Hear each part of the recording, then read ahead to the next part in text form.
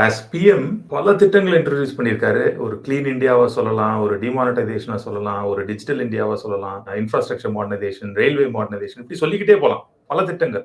எந்த திட்டம் ஒரு அவரோட ஃபிளாக்ஷிப் ஸ்கீம்ன்னு சொல்லலாம் சார்? இங்க எல்லாமே. இதுல நான் வேற விதமா பார்ப்பேன் ஒரு ஜேர்னலிஸ்ட்டா.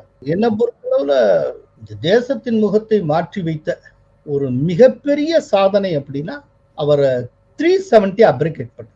ஆர்டிகிள் 370 அவர் செயலிழக்கச் செய்தது. அது மிகப்பெரிய சாதனை. யாராலும் நினைச்சு கூட பார்க்கவே முடியாத சாதனை. இப்போ மத்தது எல்லாமே இருக்குல்ல நீங்க சொல்றது. இது கூட மத்தவங்க செஞ்சிட முடியும். இந்த 370ல கை வைக்கிறதுங்கிறது மத்தவங்களால் கற்பனை கூட செய்து பார்க்க முடியாத ஒரு மிகப்பெரிய சாதனை. அதன் மூலமா என்ன நடந்ததுங்கிறது தான் ரொம்ப முக்கியம். அதனால தான் நான் இதுக்கு இவ்வளவு வெயிட்டேஜ் கொடுக்கிறேன். 370 இருந்த வரைக்கும்